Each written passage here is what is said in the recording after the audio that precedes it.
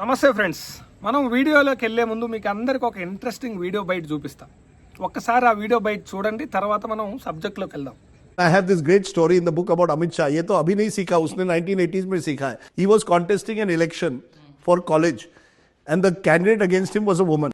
And the class had half women, half men. Now the worry was the women will all vote for the girl. What did they do? Pre-mobile age, they rang up all the women's parents and told them, don't send your daughters tomorrow to college. Tufan hone wala. There's going to be some trouble in the college. 30 women were absent. Amit Shah won by 10 or 12 votes. ये वहां से शुरू हुआ है.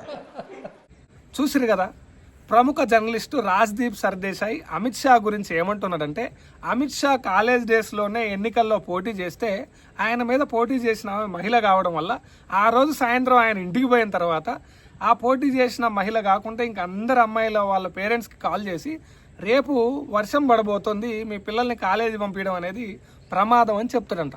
ఆడపిల్లల తల్లిదండ్రులు బేసిక్గా కొంచెం కేర్ఫుల్గా ఉంటారు కాబట్టి వాళ్ళు ఎవరిని కాలేజీ పంపించకపోతే వచ్చిన అబ్బాయిల వరకు ఓట్లు వేస్తే అమిత్ షా ఎన్నికల్లో గెలిచిందనమాట. ఇది అమిత్ షా యొక్క రిగ్గింగ్ స్టోరీ. ఈ రాజ్దీప్ సర్దేశాయ్ కూడా ఏమంటున్నాడంటే, రిగ్గింగు, పోల్ మేనేజ్మెంటు, తర్వాత ఎలక్షన్ బాడీస్ని మిస్యూజ్ చేయడం, నక్క తెలివితేటలు ఉపయోగించడం అనేది ఇవాళ స్టార్ట్ కాలేదు, వహాసే షురూ హువా. అంటే కాలేజీ రోజుల్లోనే ఈ జిత్తుల మారితనం అనేది అమిత్ షాకి కావచ్చు, మోడీకి కావచ్చు, నడ్డాకి కావచ్చు, మన రాష్ట్రంలో ఉన్న గుండుకు కావచ్చు, వీళ్ళందరికీ కూడా అప్పట్లోనే అలవాటు అయిందని రాజ్దీప్ సర్దేశాయ్ చెప్తా ఉన్నాడు అనమాట. సరే, ఈ సబ్జెక్ట్ అంతా నేను ఎందుకు మాట్లాడుతున్నా అంటే, నిన్న మనం మాట్లాడినాం కదా లక్షల ఫేక్ ఓట్లు వచ్చినాయని. ఆ ఫేక్ ఓట్ల గురించి, ఎలక్షన్ కమిషన్ యొక్క బెదిరింపు ధోరణి గురించి రాహుల్ గాంధీ ప్రధానంగా 5 ఆరోపణలు చేసిండు.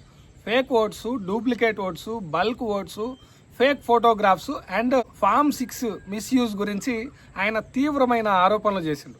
ఒక రాజకీయ పార్టీగా ఆయన ఆరోపణలు చేస్తుండొచ్చు, ఎందుకంటే కర్ణాటక ఎలక్షన్స్లో అసెంబ్లీ ఎన్నికల్లో గెలిచి పార్లమెంటు ఎన్నికల్లో లాస్ అవ్వడం, తర్వాత హర్యానాలో వాళ్ళు వేసిన ప్రెడిక్షను తప్పుపోవడం, మహారాష్ట్రలో కూడా అసెంబ్లీ ఎన్నికల్లో ఫలితాలు తారుమారవ్వడం, ఇవన్నీ కారణాలు అయి ఉండొచ్చు.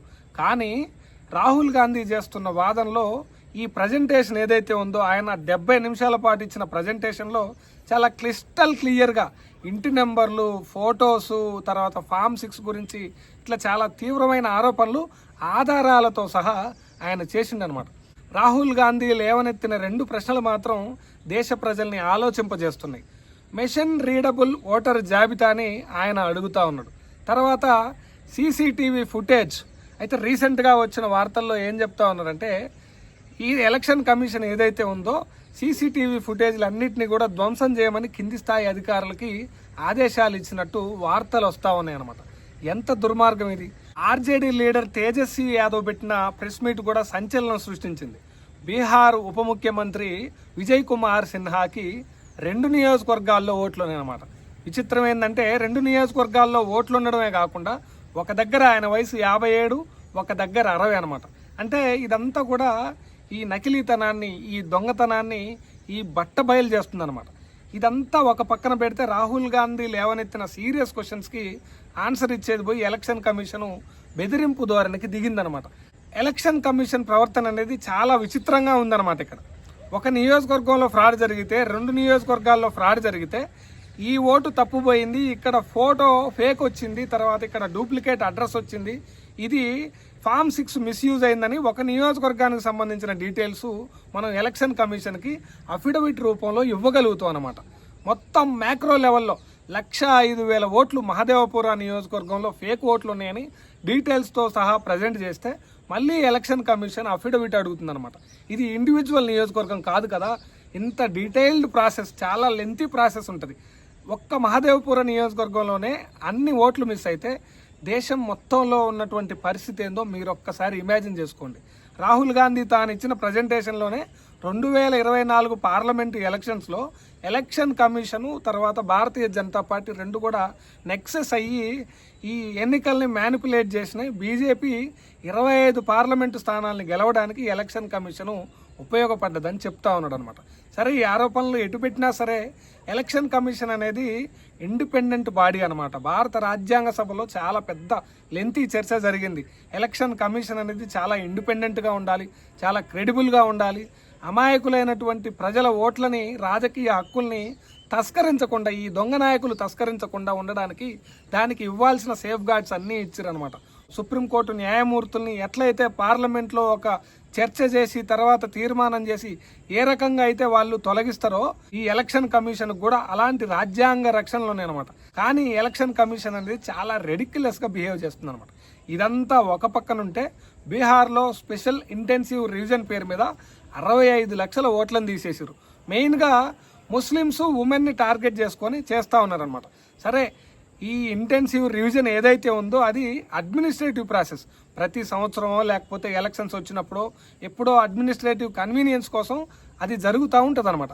ఎలక్టోరల్ రోల్ నుంచి 65 లక్షల మందిని ఎందుకు తీసేసారు, వాళ్ళ వివరాలు ఇవ్వమని సుప్రీంకోర్టుని అసోసియేషన్ ఫర్ డెమోక్రటిక్ రిఫార్మ్స్ అనే ఒక సంస్థ అడిగినప్పుడు ఈ ఎలక్షన్ కమిషన్ ఇచ్చిన ఆన్సర్ ఏందో తెలుసా?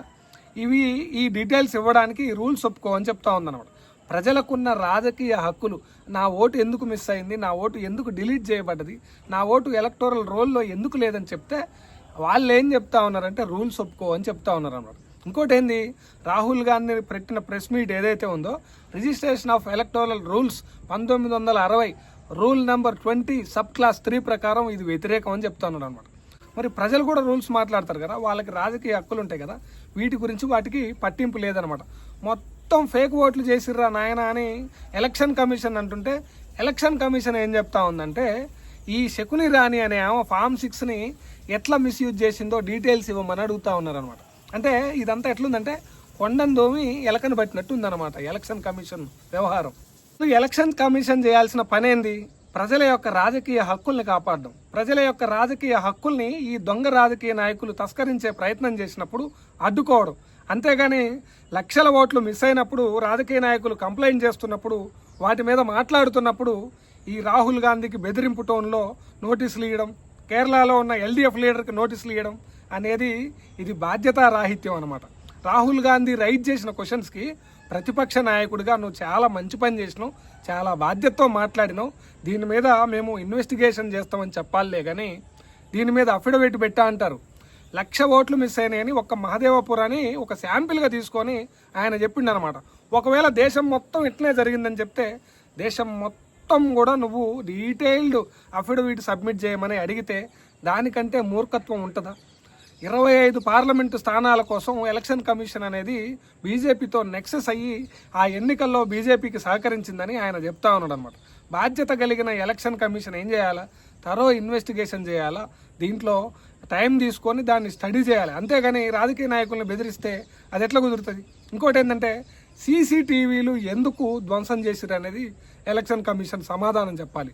దాని తర్వాత మెషిన్ రీడబుల్ ఓటర్ స్లిప్స్ అనేవి ఎందుకు ఇవ్వలేదో చెప్పాలి. దాని తర్వాత ఎలక్షన్ కమిషను బీహార్లో 65 లక్షల ఓట్లు ఎందుకు డిలీట్ చేసిరు, దానికి గల కారణాలు ఏందో చెప్పాలి. ఫేక్ ఓట్లు ఉన్నాయని ఒక నాయకుడు ఆరోపణ చేస్తే డీటెయిల్డ్గా నువ్వు అఫిడవిట్ ఇవ్వమని అడుగుతున్న ఎలక్షన్ కమిషను 65 లక్షల ఓట్లు ఎందుకు డిలీట్ చేసిందో చెప్పాల్సిన అకౌంటబిలిటీ ఖచ్చితంగా ఎలక్షన్ కమిషన్కే ఉంటుంది. Thank you so much friends. ఇలాంటి రాజ్యాంగబద్ధమైన అంశాలు కావచ్చు, సామాజిక అంశాలు కావచ్చు, తర్వాత అంతర్జాతీయ రాజకీయాలు కావచ్చు, ఇంకా ఇంట్రెస్టింగ్ ఫ్యాక్ట్స్ ఏమైనా కావచ్చు, డిస్కస్ చేయడానికి మీ ఎంకరేజ్మెంట్ అనేది చాలా అవసరం. Thank you for watching. Please subscribe and share.